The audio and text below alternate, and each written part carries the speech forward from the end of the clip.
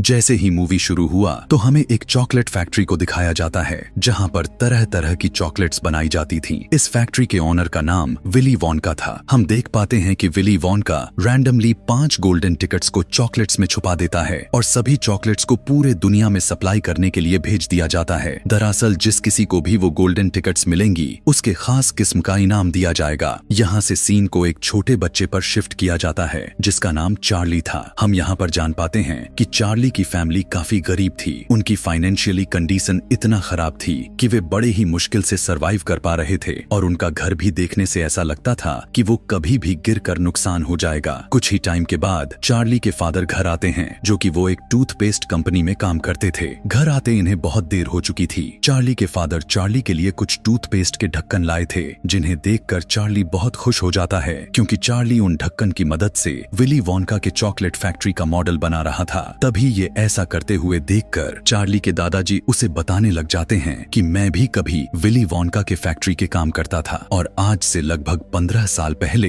Willie वोनका ने दुनिया के सबसे बड़े फैक्ट्री बनाई, यानी दुनिया के बड़े से बड़े फैक्ट्री से वो 60 गुना बड़ी थी। तब इसी चीज से इम्प्रेस होकर इंडिया के एक प्रिंस ने विली वोनका को चॉकलेट का एक महल बनाने का ऑर्डर दिया और विली वोनका ने ठीक ऐसा ही किया, यानी उसने उनके कहने के मुताबिक चॉकलेट का महल बना दिया। लेकिन साथ ही साथ उनसे उस प्रिंस को इस महल के बारे में यह भी बताया कि ये ज्यादा दिनों तक नहीं रहने वाला क्योंकि गर्मी बहुत ज्यादा चल रही है, इसीलिए ये महल कभी भी मेल्ट हो सकता है। लेकिन वो प्रिंस उसकी बातों को ज्यादा ध्यान ना देते हुए उसे इग्नोर कर देता है। लेकिन हम दूसरे ही दिन देखते हैं कि काफी तेज धूप निकल चुकी थी, यानी आज के दिन कड़क की धूप गर्मी चल रही थी जिसकी वजह से चॉकलेट का वो पूरा राजमहल पिघलकर बह जाता है। फिर जब विली वोनका अपने फैक्ट्री में वापस आता है तो उसे पता चलता है कि उसके ही फैक्ट्री में एक जासूस घुस गया था। दरअसल इस जासूस को एक दूसरे चॉकलेट फैक्ट्री के ओनर ने भेज रखा था ताकि वो विली वोनका की सीक्रेट रेसिपी को चुरा ले जिसके जरिए वो चॉकलेट्स बनाता है और वो बाकी के ओनर्स इस चीज में कामयाब भी रहे थे उस जासूस के जरिए। और अगले ही दिन सभी चॉकलेट्स कंपनियां विली वोनका के रेसिपी को चुराकर उसके सभी मशहूर चॉकलेट्स को बनाकर खुले बाजार में बेचना शुरू कर देते हैं। इस बारे में जब विली वोनका को पता चला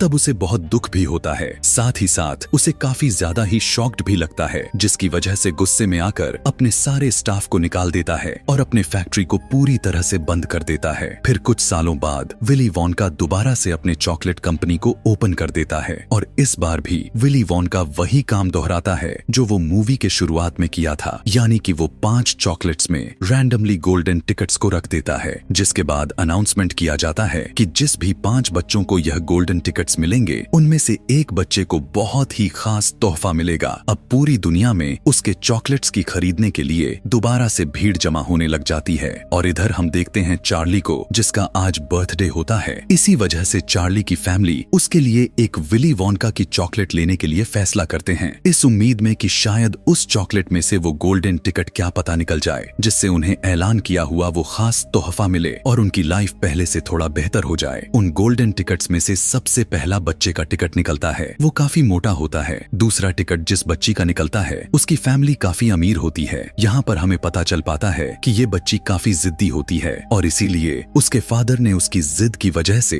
अपने स्टाफ से विली वोनका के चॉकलेट के हजारों पैकेट्स को खुलवा डाले और तभी उनमें से एक वो गोल्डन टिकट निकला था। फिर चार्ली के पेरेंट्स भी चार्ली के लिए एक विली वोनका चॉकलेट लेकर आते हैं। चार्ली भी बड़े उम्मीद के साथ उस चॉकलेट को खोलता है लेकिन इसमें से वो गोल्डन टिकट नहीं निकलता। इस बात से चार्ली काफी उदास हो जाता है लेकिन वो अपने इस दुख को किसी को नहीं दिखाया बल्कि वो उस चॉकलेट को अपने पूरे फैमिली के साथ शेयर करके खाता है और काफी एंजॉय करता है। तीसरी गोल्डन टिकट एक ऐसी बच्ची के निकलता है जो कि वो अपने स्कूल की चैंपियन थी, साथ ही साथ उसने एक वर्ल्ड रिकॉर्ड भी बना रखा था। चौथा गोल्डन टिकट एक ऐसे बच्चे का होता है जो ये वैसे तो काफी बदतमीज था लेकिन वो समझदार भी था क्योंकि उसने अपने कैलकुलेशन से ही पता लगवा लिया था कि वो गोल्डन टिकट आखिर किस पैकेट में निकलने वाला है। अब क्योंकि यहाँ इस बच्चे को चॉकलेट तो बिल्कुल भी पसंद नहीं थी इसीलिए उसने अभी विली वोनका की कोई भी चॉकलेट को नहीं खाई हुई थी। उधर हम देखते हैं कि पूरी दुनिया में चॉकलेट की सेल बढ़ने की वजह से टूथपेस्ट की डिमांड भी बढ़ना शुरू हो चुकी थी, जिसकी वजह से उस कंपनी में काम करने वाले जितने भी एम्प्लॉयर्स थे उन सबको जॉब से निकाल दिया जाता है ताकि उनकी जगह रोबोट्स को लाया जा सके। अब क्योंकि चार्ली के घर में कमाने वाले सिर्फ उसके फादर ही थे जो पूरे घर को देख रहे थे, तो आज उनका ये एक बचा हुआ जरिया भी खत्म हो जाता है और अब उनका घर चलाने वाला कोई भी नहीं था। लेकिन चार्ली के फादर ये बात अपने घर में किसी से भी शेयर नहीं करते। फिर चार्ली के दादाजी चार्ली को कुछ पैसे देते हैं जो कि उन्होंने अपने पास जोड़ कर रखे हुए थे और वो चार्ली को फिर से विली वोंका की चॉकलेट को लाने के लिए कहते हैं, इस उम्मीद में कि शायद उनकी इस बार अच्छी किस्मत हो और वो गोल्डन टिकट निकल जाए। और तब चार्ली ऐसा ही करता है और वो फिर से वही चॉकलेट को लेकर आता है और वो यहाँ बहुत ही उम्मीद के साथ उस चॉकलेट के पैकेट को खोलते हैं, लेकिन इस बार भी उसमें से वो गोल्डन टिकट नहीं निकलता। यह देखकर चार्ली उदास होकर घर से बाहर आ जाता है कि तभी एक घर के बाहर से उसे 10 का एक नोट मिलता है और उन्हीं पैसों से चार्ली फिर से वही चॉकलेट को खरीदता है। और अब वो जैसे ही उस पैकेट को खोलता है तो उसे अपने आंखों पर विश्वास ही नहीं हो रहा था, क्योंकि अब की बार तो उसका गोल्डन टिकट निकल गया था। चार्ली के आसपास खड़े सारे लोग उस गोल्डन टिकट को देखने लग जाते हैं और उसे खरीदने के लिए वो चार्ली को बहुत सारे पैसे देने का ऑफर करते हैं, लेकिन शॉप का ऑनर चार्ली के भलाई के लिए उसे अपने शॉप से जाने के लिए कहता है ताकि चार्ली से कोई उसके टिकट को छीन ना ले। बिना देरी किए वो अपने घर आ जाता है और वो बहुत ही खुशी के साथ उस गोल्डन टिकट को अपने फैमिली को दिखाता है। और जैसे ही वो गोल्डन टिकट को चार्ली के दादाजी देखते हैं तो खुद को रोक नहीं पाते, इसीलिए वो फौरन से उठकर डांस करने लग जाते हैं। फिर वो इस गोल्डन टिकट को अपने बेटे को देते हैं और कहते हैं कि बेटा मुझे पढ़कर तो सुनाओ, आखिर इस पर क्या लिखा है। तब उसका बेटा उस टिकट को पढ़कर सुनाता है। उस पर लिखा हुआ था कि उस बच्चे के साथ उसके फैमिली का कोई एक बड़ा आ सकता है और जब उसे ये लोग अपना इनाम लेने के लिए जाएंगे तो इन्हें चॉकलेट का एक ट्रक देकर भेजा जाएगा, यानी कि वो इतनी ज्यादा चॉकलेट होगी कि अगर इंसान उसे खाता भी रहे तो फिर भी उसके लाइफ में वो चॉकलेट खत्म नहीं होगा। और 5 में से एक बच्चे को एक खास तरह का तोहफा भी दिया जाएगा, यानी कि ऐसा तोहफा जो उसने कभी भी नहीं सोचा होगा। चार्ली के दादाजी कहते हैं कि मैं चार्ली के साथ जाऊंगा, क्योंकि वो चार्ली के साथ जाने के लिए काफी एक्साइटेड। यहाँ पर चार्ली अपने फैमिली को बताता है कि मुझे एक औरत ने इस टिकट के बदले में बहुत सारे पैसों की ऑफर की हुई थी और वो पैसे लेने के बाद हमारी लाइफ बिल्कुल पूरी तरह से चेंज हो जाएंगे। उसकी ऐसी बात सुनकर चार्ली के दादा जो उसे अपने पास बुलाते हैं और उसे समझाते हुए कहते हैं कि देखो बेटा, पैसा तो सभी के पास होता है, लेकिन ये जो गोल्डन टिकट है ये हमारे लिए बहुत ही अनमोल है, जो इस पूरे दुनिया के सिर्फ 5 खुश नसीब लोगों के पास है, जिसमें से तुम भी उनमें से एक हो। यह सुनने के बाद चार्ली मान जाता है। अब अगले दिन 5 बच्चे अपने अपने फैमिली मेंबर के साथ चॉकलेट फैक्ट्री के बाहर पहुंच जाते हैं। उन्हें देखने के लिए वहां पर बहुत सारे लोग भी पहुंचे हुए थे। जैसे ही गेट को खोला जाता है और अंदर से आवाज आती है, आपका बहुत बहुत वेलकम है, प्लीज अंदर आ जाएं। यह सुनने के बाद वो सारे के सारे अंदर चले जाते हैं। जैसे ही वे सभी अंदर प्रवेश करते हैं तो दरवाजा बंद कर दिया जाता है।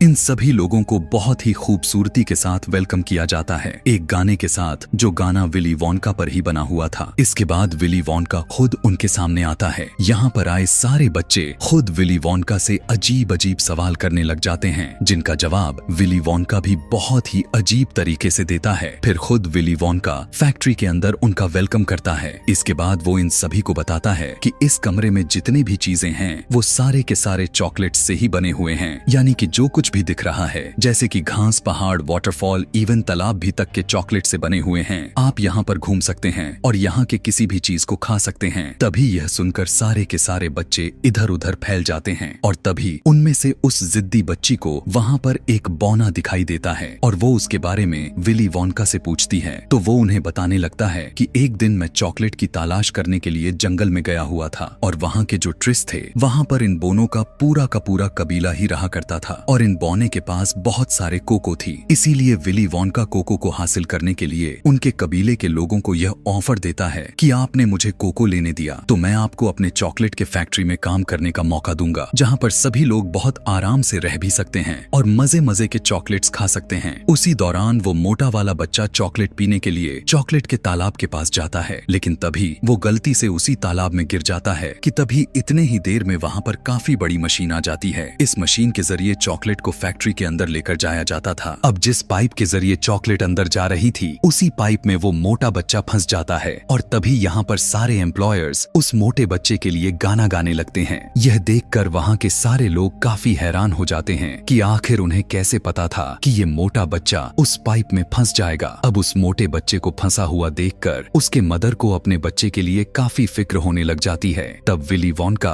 अपने एम्प्लॉयर्स को बताता है कि इस बच्चे की मदर फैक्ट्री के अंदर जाना चाह रही हैं, तो तुम उन्हें वहाँ लेकर जाओ। इसीलिए उस मोटे बच्चे की मदर वहाँ पर चली जाती है और बाकी लोग विली वोंका के साथ आगे के टूर पर चले जाते हैं। आगे जाने पर उन्हें चॉकलेट की नदी में एक बोट दिखाई देती है, जो कि वो भी चॉकलेट का ही था। जिसके बाद वो सभी उस बोट में बैठकर अपने आगे का सफर तय करते हैं। इसी दौरान विली वोंका उस नदी से चॉकलेट को निकालकर चार्ली को टेस्ट करने के लिए देता है और तब चार्ली चॉकलेट को टेस्ट करते हुए विली वोंका से पूछता है कि आपने अपने जिंदगी की पहली चॉकलेट कब खाई थी। और तब विली वोंका इस बात को बताते हुए अपने फ्लैशबैक में चला जाता है। वो बताता है कि मेरे फादर पूरे शहर के सबसे बड़े डेंटिस्ट थे और वो हर हैलोवीन पर मेरे लिए बहुत सारे चॉकलेट्स लाया करते थे। फादर मेरे दांतों पर ब्रेसेस लगा कर रखते थे ताकि चॉकलेट खाने की वजह से मेरे दांत खराब ना हो। मेरे फादर मेरे सारे के सारे चॉकलेट्स को आग में फेंक दिया करते थे। इसके बाद हम दोबारा से प्रेजेंट टाइम में वापस आ जाते हैं। उन सभी के इस जर्नी में बहुत सारे रूम्स आते हैं, जिसके बाद अब वो फाइनली विली वोंका के फेवरेट रूम में पहुंच जाते हैं। दरअसल ये एक इन्वेंटिंग रूम था। यहाँ पर एक नई तरह की बबल गम को बनाया जा रहा था। फिर विली वोंका उन सभी को बताता है कि इस बबल गम में टोटल 3 फ्लेवर्स हैं, लेकिन अभी इस बबल गम में मुझे कुछ ठीक नहीं लग रही। अभी मुझे जरूर कुछ कमियां लग रही हैं। लेकिन यहाँ पर हम देख पाते हैं कि वो चैंपियन बच्ची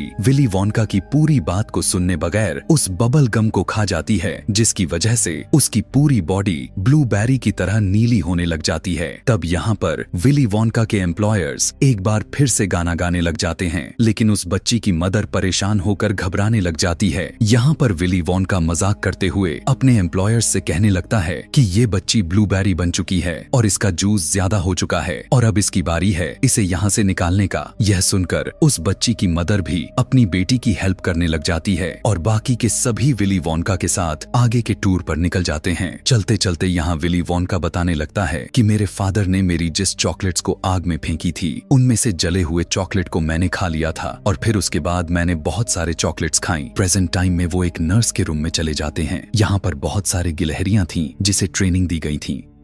वो अच्छे अच्छे नट्स को चुनकर और खराब नट्स को रिजेक्ट करके उन्हें फेंक दिया करती थी। तब यह देखकर वो जिद्दी बच्ची अपने फादर से कहने लगती है, डैड प्लीज मुझे एक गिलहरी लेनी है, मुझे वो ले दीजिए ना। जिसकी बात को सुनकर विली वोंका उसे कहता है कि तुम उसे नहीं ले सकती, क्योंकि हम यहाँ पर इस गिलहरियों को बेचते नहीं हैं। लेकिन वो जिद्दी लड़की अपने हरकतों से बाज नहीं आती। वो एक गिलहरी को पकड़ने के लिए उनके बीच में चली जाती है, लेकिन उसकी ऐसी हरकत उन गिलहरियों को जरा सा भी पसंद नहीं आता। इसीलिए वो सारे के सारे गिलहरियां उस बच्ची पर चढ़ने लग जाती हैं, क्योंकि वो उसे भी एक नट ही समझ रही थी और वो गिलहरियां उसे चेक कर रही थीं कि क्या यह एक अच्छा नट है। लेकिन वो बच्ची उन गिलहरियों को पसंद नहीं आती, इसीलिए वो उसे खराब नट समझकर डस्टबिन में फेंक देती हैं और तब उसे बचाने के लिए उसका फादर भी चले जाते हैं। और यहाँ पर अब तीसरी बार विली वोंका के एम्प्लॉयर्स गाना गाने लग जाते हैं कि वो बच्ची अपने फादर के वजह से ही जिद्दी हुई है, क्योंकि उसके फादर हर उसकी अच्छी बुरी बातों पर माना करते थे। और तभी उसके फादर को भी एक गिलहरी वहीं फेंक देती है, यानी जहाँ पर उनकी बेटी गई थी।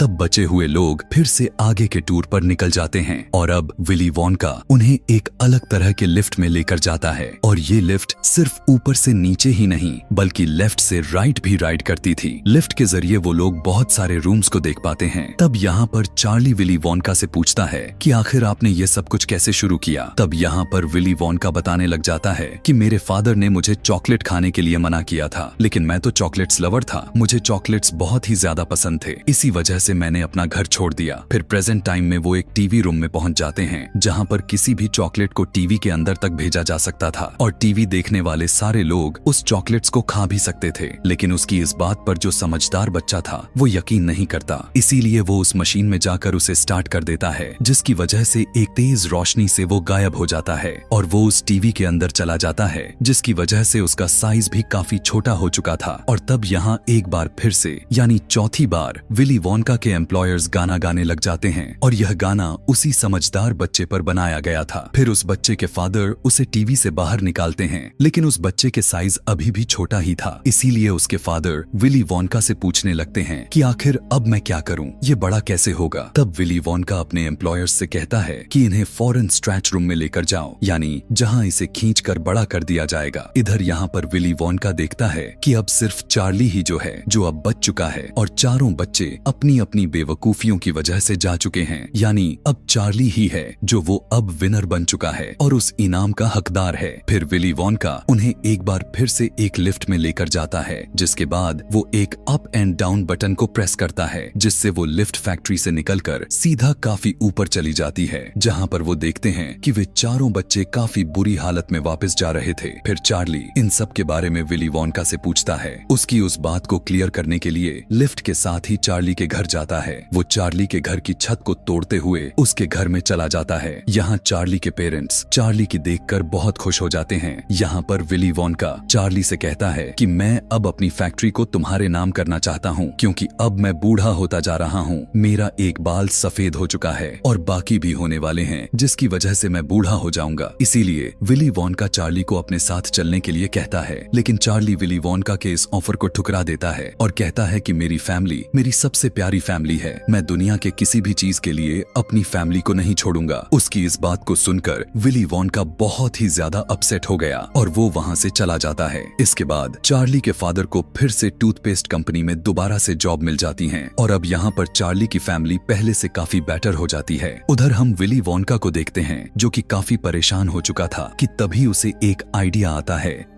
जिसकी वजह से वो फिर से चार्ली के पास जाता है। वो अपना चेहरा छुपाकर चार्ली से पूछने लगता है कि क्या तुमने कभी विली वोनका को देखा है, जिस पर चार्ली कहता है कि हाँ मैंने देखा है, उनके बाल काफी अजीब से हैं। तब यह सुनकर विली वोनका अपना चेहरा उसे दिखाते हुए उसे कहता है, चार्ली ऐसा बिल्कुल भी नहीं है। यहाँ पर वो दोबारा से चार्ली को ऑफर देता है, लेकिन चार्ली उसे एक बार फिर से मना कर देता है और पूछने लगता है कि क्या आप अपने फादर से कभी मिलने के लिए गए हैं। इसके बाद वो दोनों उसी लिफ्ट के जरिए विली वोनका के फादर के घर के बाहर आ जाते हैं। यहाँ पर विली वोनका के फादर उसे पेशेंट समझ रहे थे, इसी वजह से उसे अंदर ले जाकर उसके दांतों को चेक करने लग जाते हैं, क्योंकि अब विली वोनका काफी बड़ा हो चुका था, जिसकी वजह से वो उसे पहचान नहीं पाते। यहाँ पर चार्ली देखता है कि विली के फादर ने उसके सारे न्यूज आर्टिकल्स को बिल्कुल एक सर्टिफिकेट की तरह दीवारों पर लगाया हुआ था। चेकअप के टाइम विली के फादर उसे कहने लगते हैं कि तुम्हारे दांत बहुत अच्छे हैं, इतने अच्छे दांत मैंने आज तक नहीं देखे। और तब यहाँ पर विली वोनका अपने फादर के सामने यह रिवील कर देता है कि मैं विली वोनका हूँ, यानी कि आपका बेटा।